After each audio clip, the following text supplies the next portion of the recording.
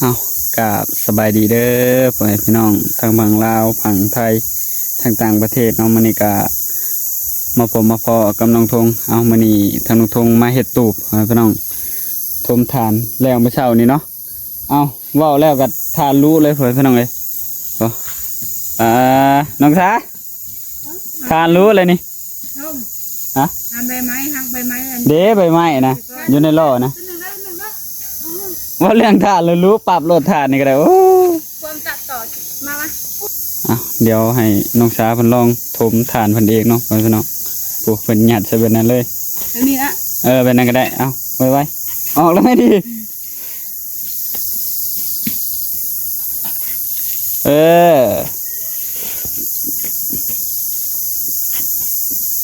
เรียบร้อยบัดนี้เนาะตัดคลิปยังไม่ได้ได้เรียบร้อยเรียบร้อยไปเดี๋ยวหันเบิ่งตูบต่อ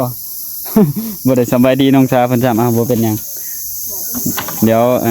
ให้เพิ่นมานี่ก่อนโอ้ขุดแล้วน้องลินเดี๋ยวจักหน่อยเดี๋ยวสิให้ไปอันนั้นให้มันเพียงกันจะไปดีตั้งเสาดิให้มันเพียงกันเนาะโอเคเนาะเดี๋ยวสิ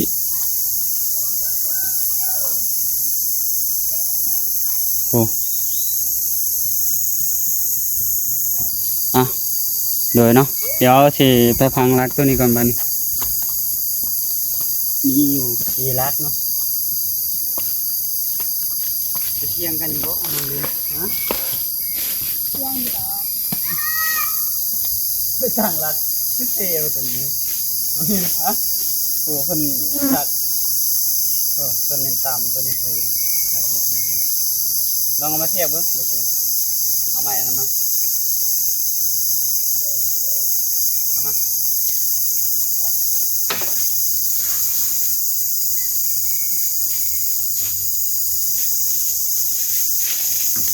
บอกผมโอเคครับตัวนั้น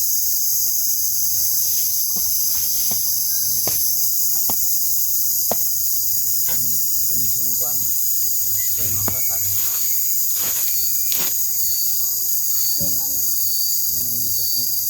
พูดอีก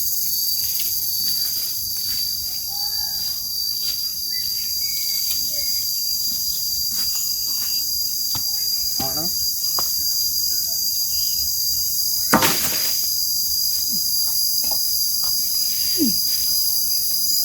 ก็ไม่ย้ำบ่ได้บ่ยังจะน้อยมันใส่เลยกันแก่นะสูงเอาพูดลงอยู่นั่นไม่ได้พูด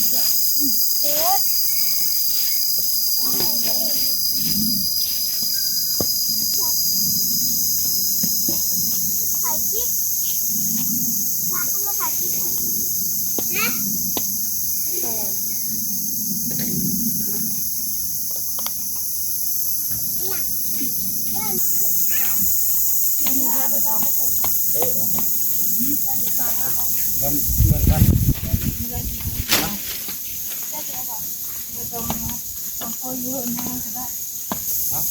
ให้นั้นทำมาซาชิจับสอยเด้อทุกถ้าก็ตัดคลิปแล้วเนาะน่ารู้คลิปอยู่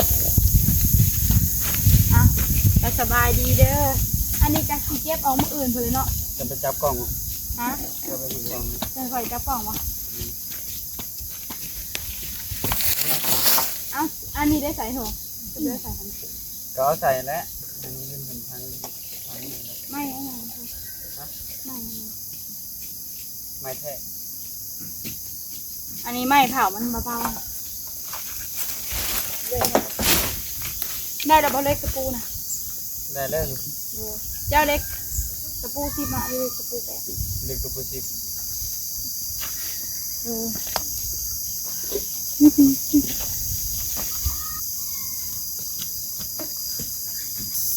เอาบันนี้ทางไอ้ทงเพิ่นกันเริ่มตอกเนาะ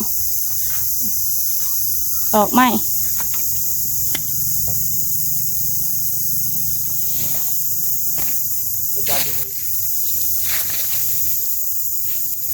เ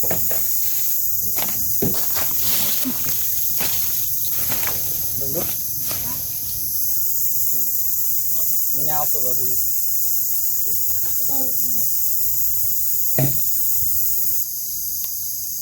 จัดเด้อเดี๋ยวมันสิอยู่มา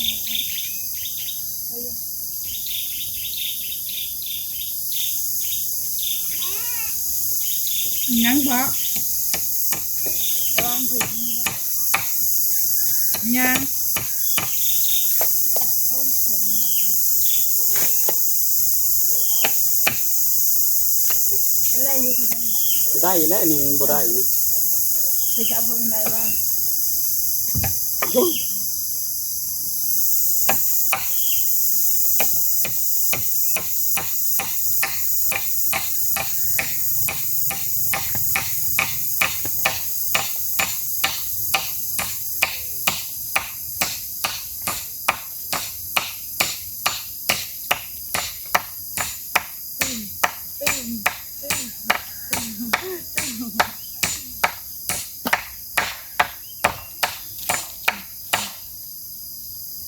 แล้วสอดระวัง เตะ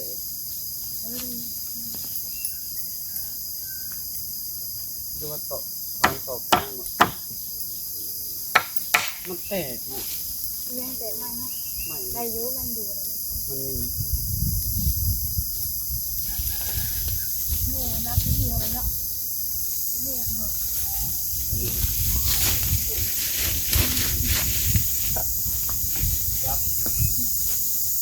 มาขอจับดิ้นอยู่ได้แค่เด้อ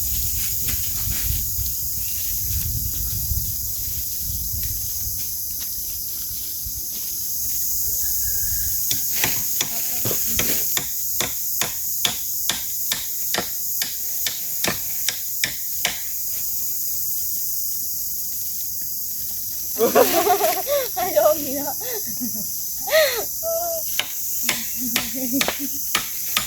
นอนดิ้นเลยนะนอนดิ้นปวดหัวอยู่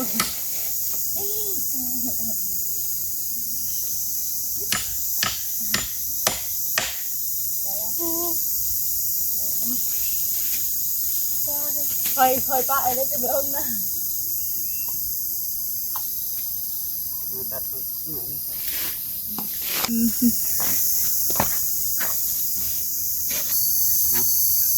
มาบัดนี้เนาะอันนี้คงจะกินตอกใส่เขาเอิ้นว่าหยังคานสิดึงลงยังลงนี่เขาเนาะมาทำนี่น่ะเจอว่าคนตีเรียกตะปูน้อยแล้วบัดต้องเรียกตะปูน้อยแล้วเพราะว่ามันอันนั้นเลยมันน้อย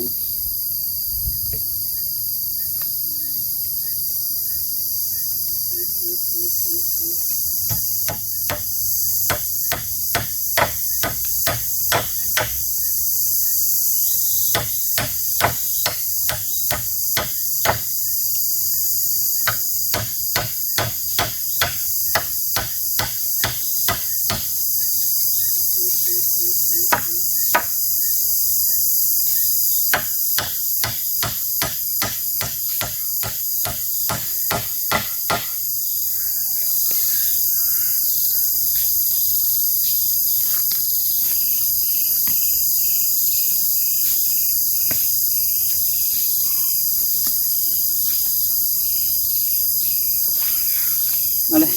ลืมเล้าตัวนี้ลงนี่เลยเล้าอะเอาตัวใดใส่แทนวะต้องใส่3 อันหนึ่ง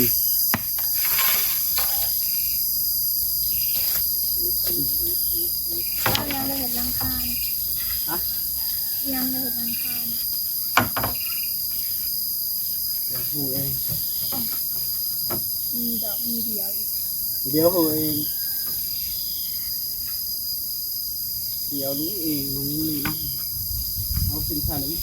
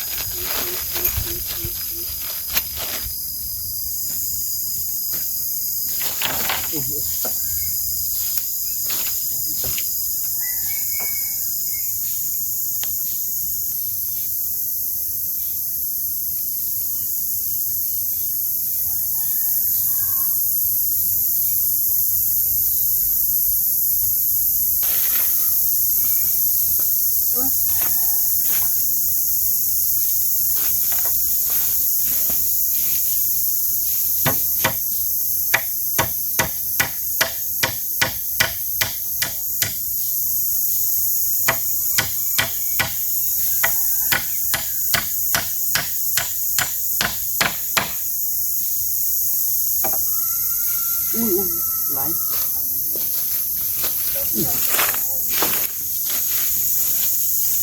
เอาเล็กพูไม่พูน้อยเลย อันนี้แหละ เห็นไหม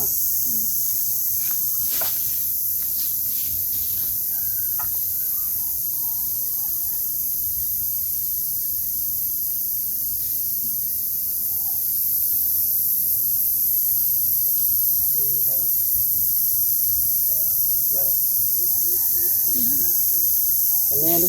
มันเซ่ไปกัน ใช้สิจับทำไม จับไว้เดี๋ยวนี้ดูเดี๋ยวสิเป็นแน่เป็นไงเนี่ยจริงดีไปเลยได้หน่อยหนึ่ง บริสุทธิ์ จูดลงเมื่อกี้นี่ตูดลงเมื่อกี้นี่ว่าบไดตีงน้องลินนี่ เอามันอยู่บนเก่าได้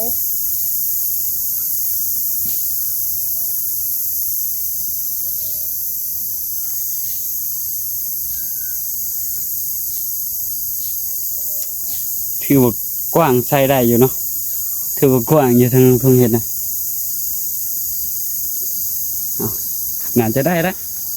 ประมาณนี้แหละตอกเลย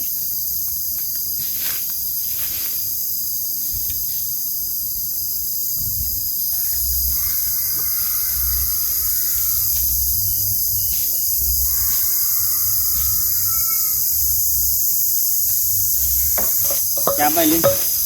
จับไปเดิน จับยัง จับไม่นี่จับไปเลยเนี่ยมันจิ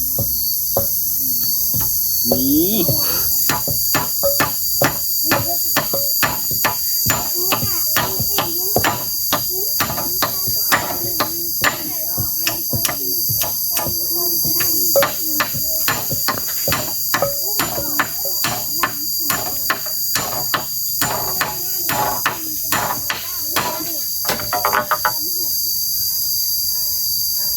อะไร ได้เลย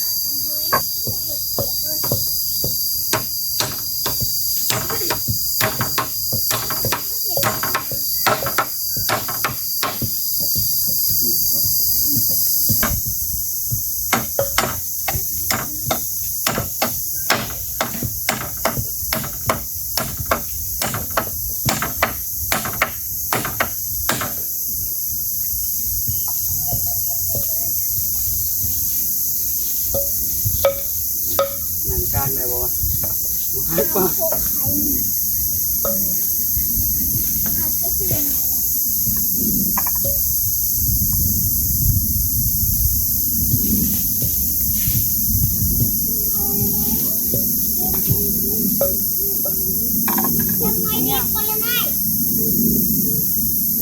ถือว่า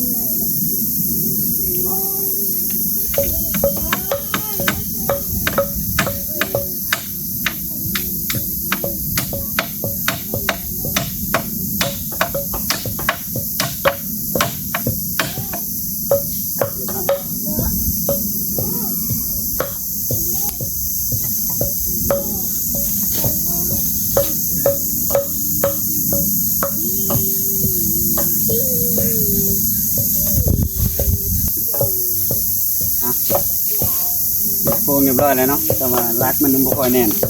ฝนตกมาใส่เลยมันเห็นให้ดินอ่อนแต่มันตอกบ่ค่อยแน่นปานใดเนาะตอกแบบเอาด้ามอันนั้นตอกด้ามเทียมตอกแล้วมันบ่ค่อยแน่นเนาะเอาขึ้นมันก็กล้วยไปกล้วยมาอยู่ให้นุ่มนิ่มจับเลยจักงามบ่งามเนาะก็เบิ่งไปนำกันเพิ่นต้องเลยไก่ ประมาณนี้แหละที่น้องทงเฮ็ดได้ก็ได้เรื่องงานนี่บ่รับประกันปานใดเนาะว่าสิงามหรือบ่งามบ่ค่อยรับประกันมาบัดนี้มาตอกต่อเนาะตอกไม้ต่อเพราะว่าทางน้องทงก็ตัดไม้นำพร้อมมาตรงนี้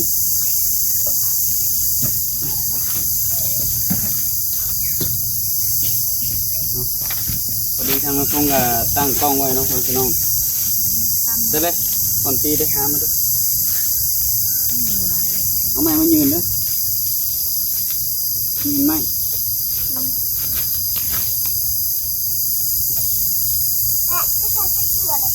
กล้องก็บ่ค่อยแจ้งมาได้เด้อมันอยากมืดๆไง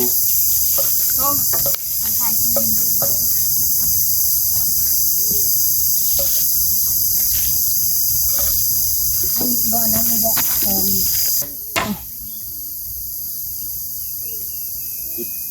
นี้เลย ตอกพับเขาก็ได้หน่อยทงมาเลย เอามันอยู่ไกลเลยนี่ขอเนาะมันบ่ถึงกับตัวนั้นเห็นบ่เชิงครับ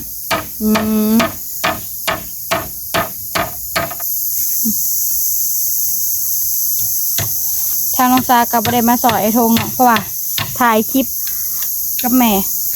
น้องลินก็ถ่ายคลิปกับไอ้ทงทางนี้โทรศัพท์มี2 เครื่องเนาะก็ได้ถ่ายไป2เลยเนาะเพราะว่าทางหนึ่งถ่ายเครื่องหนึ่งอีกเครื่องหนึ่งก็ถ่ายเครื่องหนึ่งเนาะ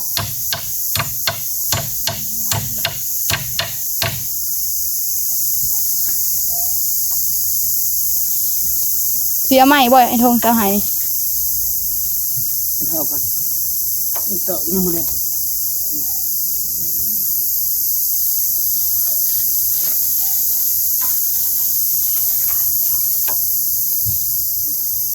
เอาโอเคเนาะ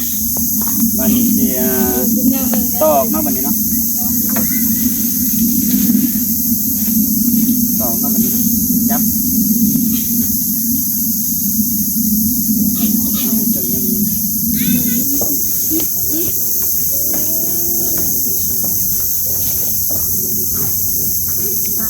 ไอ้ทงเนี่ยเห็ดงามแท้ทงเนี่ย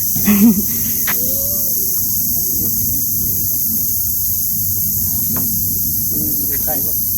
เนี่ยดึงให้ยู่ขึ้นมาสิเด้อดึงให้ยู่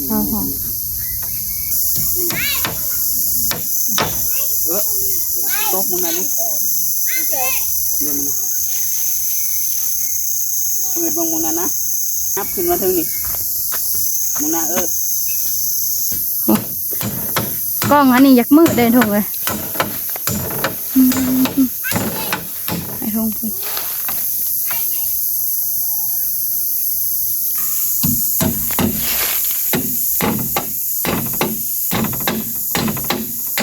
อุ้ยเกือบถึงขา ดีๆได้ทงเลยออกมาแต่ป่าหาหน่อไม้ก็มาเห็ดตูไปเนาะตอนนี้ก็เริ่มค่ำแล้วงามมาถึง ฮะ ไม่บ่พอดิจะตัดไม่ งามตูบนะดึงลงดึงอยู่มาสิกันเลยนี่เกินเอาดึงบุเพ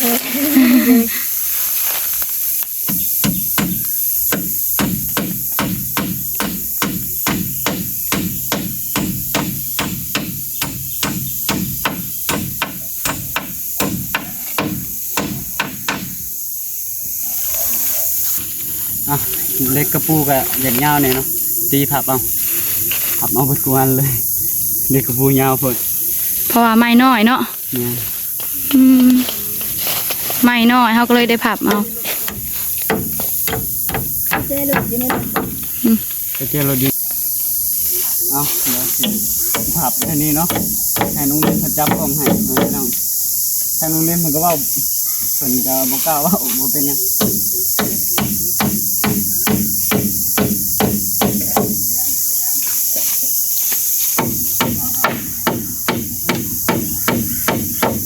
อย่ามันถึงกลัว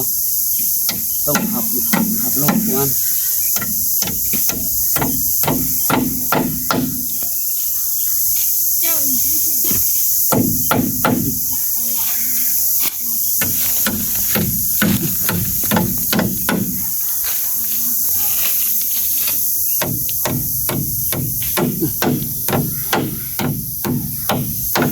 ไม่บ่พอยังเหลือทางซ้ายเนาะผัดก่อน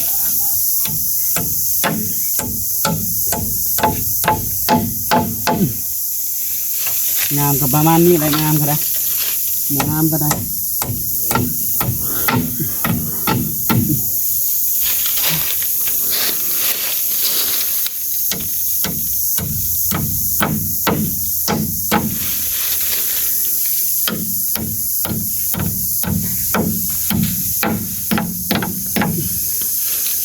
เล่ทุ่งดอก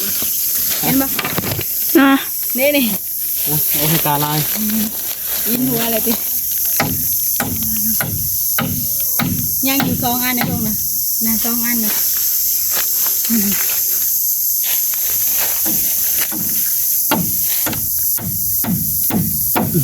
น้องลิ้นเป็นมือกลองให้อ่านจริงเรียบร้อยบาทมืออื่นก็มีติดต่อเติมมา เรียบร้อยงามขนาดเนาะเอาบานนี้ทางลุงพงกับสิได้จบคลิปแล้วเนาะเดี๋ยวมาพบมาพอกันในคลิปหน้าเนาะก็ขอบคุณเนาะทางเมซีเบอร์ทุกคนเนาะที่เบิ่งคลิปของลุงพงตั้งแต่ต้นจนจบที่บทความโฆษณาเนาะทางลุงพงกับสิขอลาไปก่อนเนาะขอกล่าวคำว่าสบายดี